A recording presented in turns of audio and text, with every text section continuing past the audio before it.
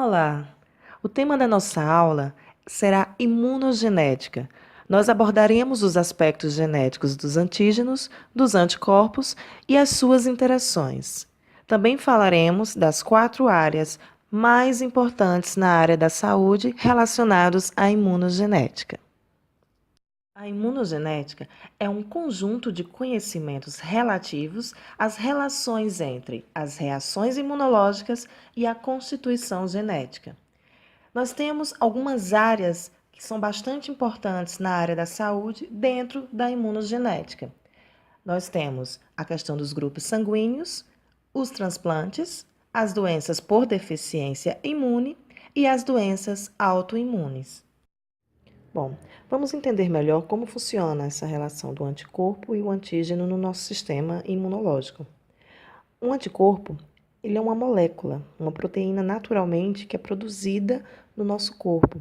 E ela é dirigida especificamente contra a ameaça de outra molécula proveniente do exterior, o antígeno. Então, para cada antígeno, a resposta imunológica ela fabrica uma linha de anticorpos destinados a destruir o antígeno que é detectado. Na maioria dos casos, é um agente tóxico ou infeccioso, proteína, pólen ou vacina.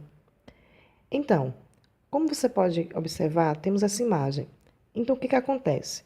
Cada anticorpo ele vai ser específico para um determinado antígeno. E por isso a gente precisa de inúmeros anticorpos diferentes que irão circular no nosso sangue, a fim de combater os infinitos antígenos na qual somos expostos.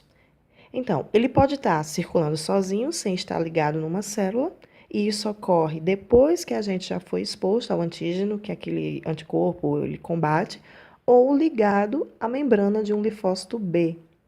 Então, o anticorpo ele é uma molécula de ação bem específica. Então, a única coisa que sabe fazer é se ligar a seu antígeno específico.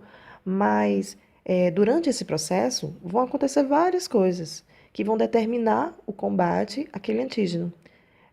No caso, então, a primeira função de um anticorpo, podemos dizer assim, quando está na membrana do linfócito B, é ativar esse linfócito B. Como vocês podem observar nessa imagem, o anticorpo ele está em forma de Y, certo? Então, esses dois ramos do Y, eles são os parátopos, que servem como se fossem duas fechaduras à procura da chave afim no antígeno. Então, a interação anticorpo-antígeno faz-se por uma ligação entre os extremos afins, quando o parátopo reconhece e capta o correspondente epítopo, a chave do antígeno, efetuando assim um acoplamento de grande precisão. Então, os anticorpos eles apresentam grande importância no efeito protetor que o sistema imunológico confere. Observe a imagem. Os linfócitos B, eles possuem imunoglobulinas em sua superfície. Então, isso funciona como receptores para os antígenos. Então, o que acontece? Após ligar-se ao antígeno, o linfócito B selecionado, ele sofre ativação e intensa proliferação, gerando plasmócitos secretores de anticorpos. O sistema ABO é um dos sistemas de maior importância na tipagem e na transfusão sanguínea. A presença ou não dos antígenos A e B e dos anticorpos anti-A e anti-B no sangue humano determina os quatro grupos sanguíneos existentes, o A, o B, o AB e o O.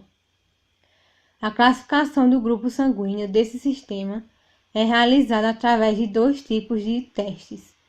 Primeiro, a classificação ou tipagem direta, onde haverá a identificação da presença de antígenos usando reativos compostos de anticorpos conhecidos como o anti-A, o anti-B e o anti-AB. E, posteriormente, a classificação ou tipagem reversa, que consiste na identificação da presença de anticorpos usando reativos compostos de antígenos conhecidos como hemácias A e hemácias B. Ao realizar os dois testes, é possível observar a formação de aglomerados celulares nas amostras do sangue a ser identificado, sendo possível classificá-lo em um determinado grupo sanguíneo, como mostra a imagem. A imunologia de transplantes estuda a compatibilidade imunogenética entre doadores e receptores ao transplante de órgãos ou de tecidos. A resposta imunológica acontece pela intervenção dos elementos de defesa com o envolvimento de anticorpos, de numerosos mecanismos de regulação e de fatores amplificadores celulares. A semelhança genética entre doador e receptor contribuirá para o sucesso e a sobrevida do órgão transplantado. Pode-se dizer que os transplantes de órgãos ou de tecidos são classificados em autotransplante, que são transplantes de órgãos, tecidos ou células do mesmo indivíduo; isotransplantes, que são transplantes entre indivíduos da mesma constituição genética; alotransplantes, que são transplantes feitos com órgãos de indivíduo da mesma espécie, que são os mais comuns; e os xenotransplantes, que são entre indivíduos de espécies diferentes.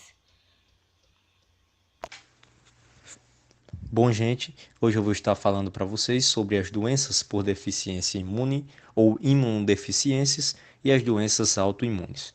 Primeiramente, vamos falar sobre as doenças por deficiência imune.